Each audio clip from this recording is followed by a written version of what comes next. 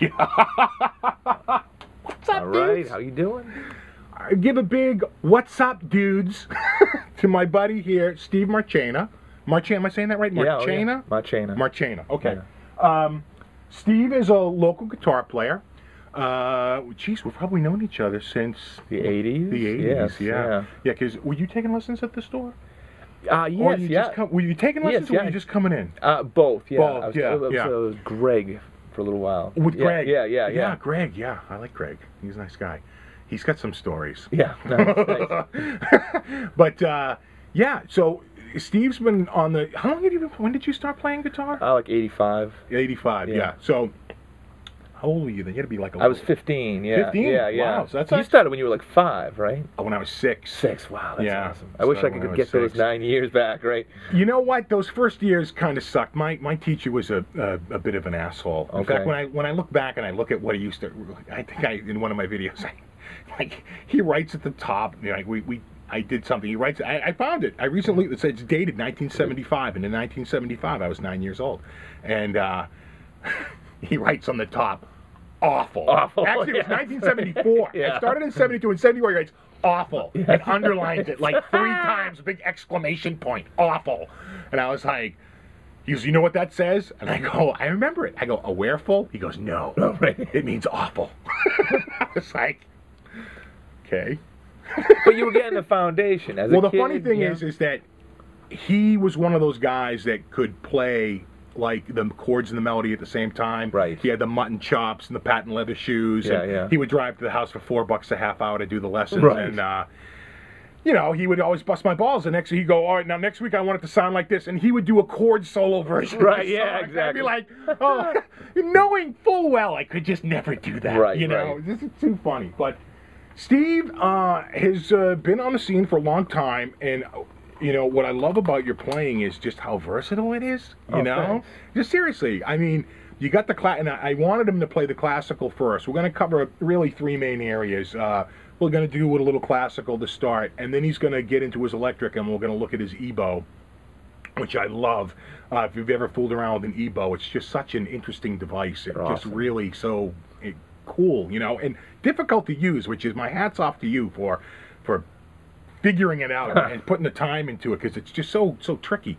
And then we'll just do straight up electric, you know. Sounds great. So I'm not going to be playing a lot to start. Well, all right, here you go, guys. Here you go. Ready? All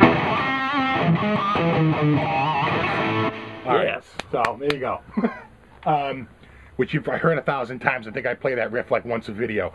But tell me about your guitar right here. What kind of guitar you got? This is a Ramirez 1A. Okay. Yeah. So it's from 1971. And Solid top? Yes. Oh, yeah. solid wood? Yes. Yeah. Okay. And I've it's actually in much better condition. I bought it about 10 years ago. It was much better condition, but I gig on it, so I've kind of beat it up a little bit, and I had a little work done where I was sort of putting a hole in the top of it, so they fixed that up. The Willie Nelson effect. Right. The neck is kind of like a baseball bat. I don't know if they can see that there. I can just see it from here. That is wide. Yeah, and the scale is pretty. I mean, just from the 1st to the 5th fret is something, and the 1st to the 6th fret is possible, but Ebony fingerboard, and that looks like some sort of, is that an Irvana nut? I don't know. That nut looks. That's the original nut. I know that. Well, the nut certainly looks. You can see right here that this string has been shortened slightly. Okay. You see that? How it sticks over here? So it looks like whoever did the nut on this really knew what they were doing. Right. Oh, because it's I don't know what they call that, like sympathetic or something. I forget what they call that. But there's a name where they cut the nut to a very specific thing. So you can just see the quality when you see something like that. That screams to me, just that little thing right there. If that's the original bone nut to this, that really screams like a quality instrument to me. Well, it was Segovia was endorsed by Ramirez at the time, so this was kind of his. They have like the 1A, and then I believe that the so the 1 tells you that they're going to put the best craftsmanship into it, and the A tells you they're going to use it's actually Brazilian rosewood. Right. There's a whole deal. Yeah, so the whole deal where, like, you're not supposed to, like, I think you can have it in this country, but you're not really supposed to come back. Like, I took this guitar to Germany a few years ago. Right. And I know you're not really supposed to leave and come back with it. It's like environmental laws. But, But I think you can get around it with the proper paperwork. But if you don't have the paperwork, they'll seize it. Yeah, and you know they were looking at my guitar like leaving Europe, But I think they were looking for like a bomb or something in there, you know. So they weren't. Thankfully, they weren't thinking about that. Right. But yeah, I love it. And there's, you know, I'll tell you, almost every other classical guitar in the world is easier to play than this one. But I love the tone. My classical guitar, which I probably could have brought out, is actually a Fender. Yeah. And I bought it because, excuse me, it was made in Korea. And it was just one of those things where to sort of make Korea okay, it was all solid wood. Yeah. So it was solid top, back and sides, had a $9.99 list, sold for about $7.99. Yeah. And they were blowing them out for like $5.19. That's great. And it has, it's the same guitar that Fred Armisen plays on SNL. When you see him go out there with his acoustic, nice. I was like, oh my God, he's playing my same Fender Concert Classic. So it's a decent guitar, but it's got a much slimmer neck. Right. It's a Concert Classic, and it's made to be a smaller neck for people who just don't play classical. Right. Now, correct me if I'm wrong, you'd know better than I. They widen the necks to get separation, right? Right. So the idea is there's a lot of like counterpoint that you'll play. And where the idea is that I have something going on here, and I want to be able to play that without touching that string. Right. So the spacing of the string is pretty far apart.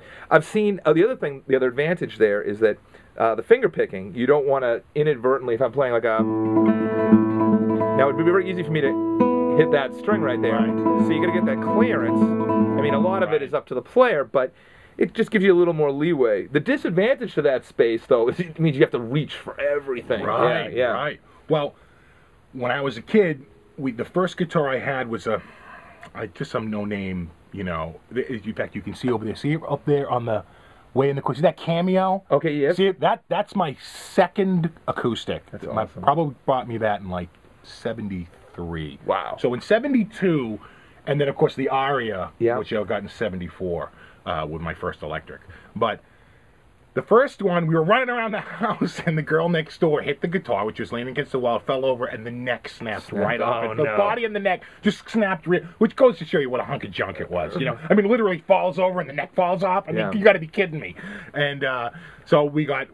So my uncle said, I got a guitar for you. Yeah. And it was like this, and the guy goes, no, it's too big. Yeah. It's too wide. Right. He'll never be able to play this. We got to get him a smaller guitar. Even though the body was smaller. Yeah. It was just too. He's like, you got to get him another kid's guitar, Right. and that's what. Until I got the electric, and he was like, well, the electric, believe it or not, has a slimmer neck, Right? Because it's an electric guitar. But I never really got. Every single time I was at the store and I tried out a classical, I'd be like, oh, I just can't play this neck. It's just, you know, my hand is big, but it's big in the palm. I get small fingers. Right, you know, it's right. like all proportionately wrong. And so when I would go to play them, it just didn't work out. But you know, the Concert Classic works. You know, but I'm sure it would be like an abomination in real circles. Like, Oh no, not you at don't all. think so? Actually, I'll go ahead and I'll say that the classical guitars they're making now, the necks aren't as brutal as this one. Right. And they'll always try to say stuff like, we were able to reduce the size of the neck, but it still has the sustain of a Ramirez 1A. Right. I got to tell you, I don't know if I hear it everywhere on the. I'm saying there's beautiful guitar. There's like a Humphrey Millennium is a real nice classical guitar you could look at. As far as the pure sound, I like this best. And the Segovia recordings, where you know, all of them are fantastic. But now, what's the range we're talking here? 2,000 to 5,000, 5,000 to 10,000, 1,000 to 2,000. Well, I've seen these on eBay for $10,000. Right. I got it at Music Emporium in Lexington. Oh, I've been there. Yeah, and I got it. Oh my God, that place! Holy shit! Yes. Oh my God! It's And they like have you a walk room. in there, and it's like. Right, and they'll have a room downstairs just for like the high-end classical guitars. Oh, I know.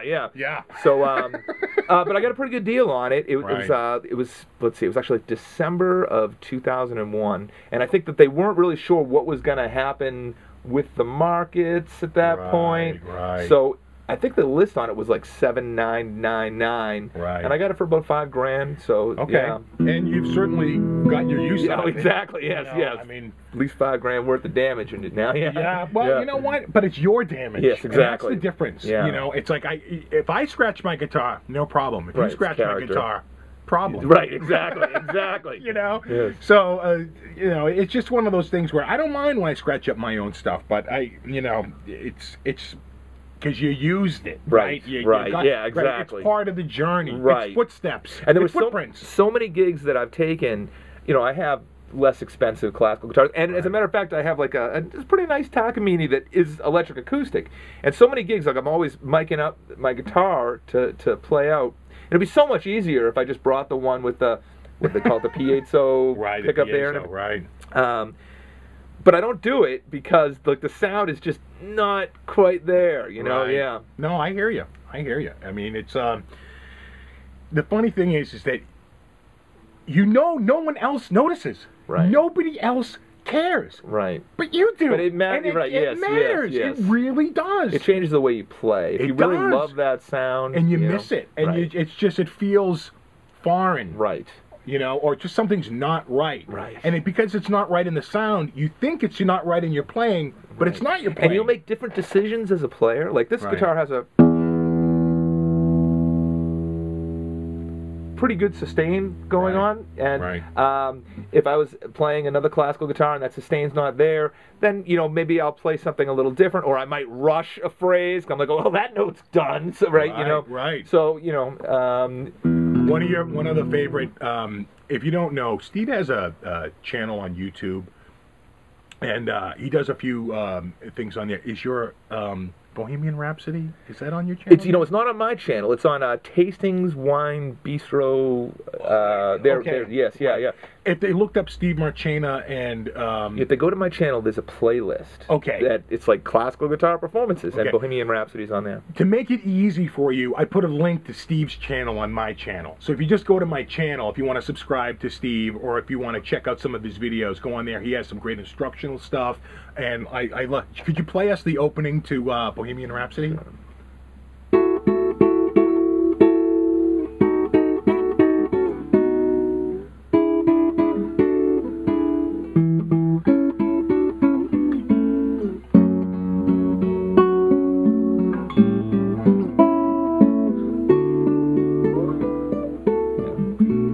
From there. Oh yeah, man, I love it. Thanks. I love it. It's getting me a little verklempt. It's like no, I really do. I love odd arrangements. I like it when someone takes something that we're all familiar with, and they make it their own, which is what I think you did with that. Yeah, and they're really popular. I should mention Edgar Cruz. He's another guy. He has some YouTube videos, and it was, I want to say it was also like in the 80s.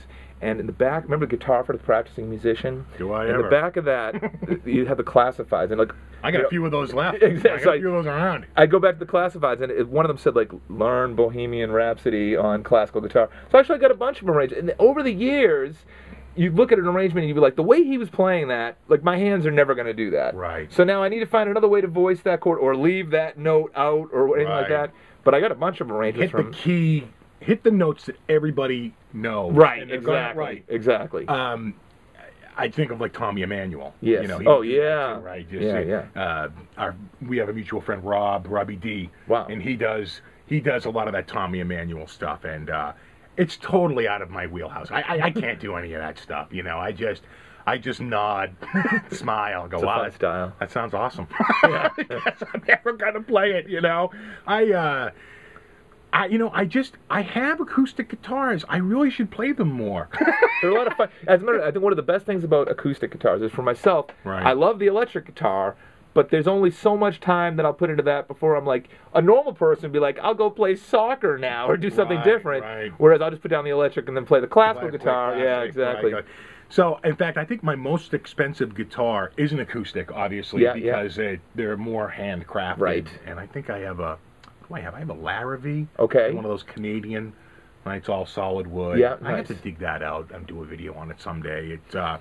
It was one of those things where we were buying a house and the house fell through because the couple that was selling us the house were going through a divorce. Okay. And they just could not get their shit together. Right, yeah. And so at the end of it all, we got our deposit back and no house, and we were like, nah. So my wife was like, hey, let's go to Vegas. Right, yeah. And I was like, you are awesome. That's why I love you. Yes, yeah. This was the summer of 2001. So it's August of 2001. Right. Then she goes, let's go to Vegas. She goes, I'll take the week of September 10th off. Oh, no. And we'll leave on September 11th. Okay, yeah. And we'll go to Vegas. Now, you want to take the LA flight out of Boston in the morning? Yeah, or do you want to take the flight direct to Vegas? I said, let's just take the flight direct to Vegas because I was still sit in LAX. Right. And we all know what happened on September 11th, 2001.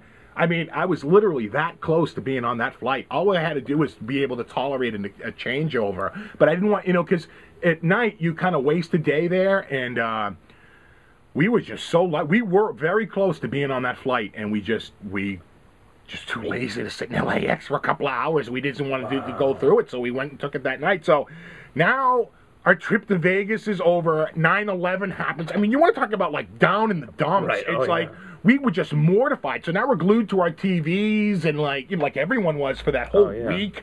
And I was like, what am I doing? We're not getting a house. We're not going to Vegas. Right. 9/11 happened, and they were like, you know what, go out and spend some money and help the economy. And I said, damn it, I will. And buy a guitar. I'll go out and buy a guitar. And my wife was like, no, you're not. You know you're not. You're going to buy one. You're a giant fucking pussy. Right. I'm like, is that a fucking dare? She's like, I'm fucking daring you right now. Yeah. I was like, awesome. I'm going to go drop $3,000 on a fucking guitar. You watch. Yeah. I got out there, and I couldn't do it. I wound up spending about $1,800. Yeah, that's great. I just couldn't do it. I had a nice Taylor Jumbo. It was like $29.99. I had the money. Yes, yeah. At that point, I was rolling in cash. But like 2 years, I was wealthy, and then I got broke again once I got the house. But that little time before we got the house, and so that's how I got that guitar, and it's been just sitting in the case ever since. I swear to God, I've probably played it 20 times since I've bought it, and I've had it over 10 years now. Right. So we both bought high-end acoustic guitars in the wake of September 11th. Is that what did you? Yeah, that's like I said, it was December of 2001. Right. 2001, and like I said, the reason I was able to get a deal is because they're thinking over at the music forum, like, I don't know if we're going to be selling any expensive guitars anytime soon. Well, that's when we got this house. The guy listed the house. It was set for an open house. Right. The Sunday after 9/11. Oh, wow. He said nobody showed up. Right. So he goes, we scheduled it again, and we saw it the weekend after the weekend of 9/11. Okay. And we were in waiting lines to get into rooms in this house because so many people were like here to check out this house. Yes. And of course, we walk out on the front porch, and my wife goes, "This is a great house. You'll have no problem selling this." And I go, I'm like, "Are you insane? Yeah, right. This house has all kinds of fucking problems. Right. You'll be lucky if you sell this fucking shit box." Exactly. I'm like, "What the fuck are you doing?" Yeah. Of course, we wind up buying the house. I'm like, what are you doing to it? You remind me when I tell a famous story where I'm at a counter buying a guitar, and my dad's like, the guy offered us $325 and a trade-in, and I knew we paid $300 for the guitar, and I turned to my dad and I go, "That's more than we paid for it." And he goes, it's like fucking The Exorcist. He turns to me, like, "That's not what we paid for it. That's what we told your mother we paid for it." And I was like, okay, I was there. I know what you paid for it. But let's keep going on the classical a little bit. You play in a couple of groups, do you? Are you still playing in the ensembles or not? Well, the thing I'm doing mostly right now is playing in a jazz group. Okay. The trio, that's been over, well, I've been out of the group for about 3 years now. Really? Yeah. See, I see the footage out there. I'll still put stuff up there, and it was let's see, I guess I was in that group for about 9 years. Right. So sweet. that was a lot of fun. Yeah, absolutely. Well, you want to show us a little bit on the classical, and then we'll switch over, maybe a couple of different techniques you can talk about, and then we'll switch over to the electric. Sure. Well, there's this piece, Leanda, and the whole trick to this is it's a pedal tone. Okay. Actually, there's a little good story about this. All right. So there's this guy, Isaac Ibanez, that lived, let's say, towards the end of the 19th century in Spain, and he was a classical pianist. But, he'd be trying to compose, and out his window in Spain are all these guitarists that are all playing this classical, this flamenco style. Okay. So he started interpreting what the guitarists were doing with his classical piano compositions. Right. Then, a little later, this guy, Ibanez Segovia, said, those are really nice piano pieces. They'd sound great on the guitar, which is funny because he was listening to guitars when he wrote it on the piano, and then Segovia's like, oh, let's play that on the guitar. And same deal on the piano, you could get at least 10-note polyphony, like in the moment. Right. Never mind a sustain pedal, you could have a lot of things ringing. Right. So you had to take some notes out in order to, the real big chords. When you hear that would actually be, I don't know, at least 8 notes on the piano. But the thing about this technique is if I took this little line, you end up adding the B string in between each one, so go.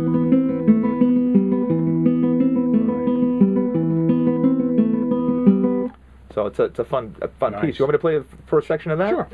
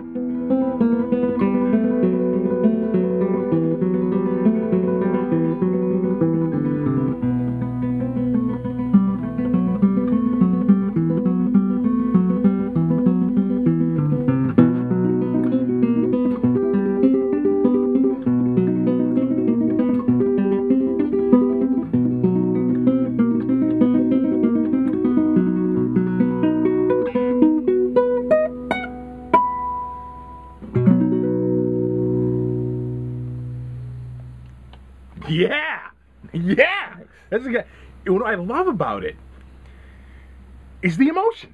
Oh, cool. You know, it really is emotion. It's the dynamics, yes. Right? It's the dynamics. It's the emotion. It's like you can't hide it, right? You can't, right? It's right there. It's right out front. It's all in the right hand. Yes. It's really right. It's so much about the right hand on yes. that.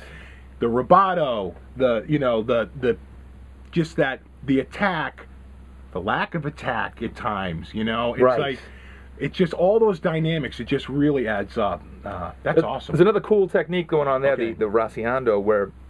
So the idea is it's as if I had like if you had 4 people with picks, and they all went like it's drummers would call this a flam. Right. Where if I did it in slow motion, so I'd see the pinky go, then the ring finger go, then the middle finger go, then the pointer finger go. Right. But you try to do them. That technique here, there's something you can do with that get really loud, like almost hard to talk over that. Right. Yeah. Well, that's awesome. Again, it's completely out of the scope of my playing. It's like I just never really. Just acoustic in general. I mean, forget classical, which is a whole genre into itself. Yeah. You know, just forget acoustic. You know, I mean, just classical, just never. You know, I own one. Well, when you say that, I mean, I think you can think of like say other styles, and you think of classical styles. But to me, the really big difference is between the steel string acoustic and the nylon string acoustic. Right. Yeah, the whole. All of the approaches is like pretty. I mean, the left hand, you'd say that you know we know the neck, so you can see where things connect. Right. But the way that it's used is pretty different. Right. Yeah. All right. Hey, we're gonna switch up to the electric guitar, and we're gonna be back in a second, bros. I'm gonna pause this. We'll make a quick switch, and we'll be back in a sec. See you in a sec.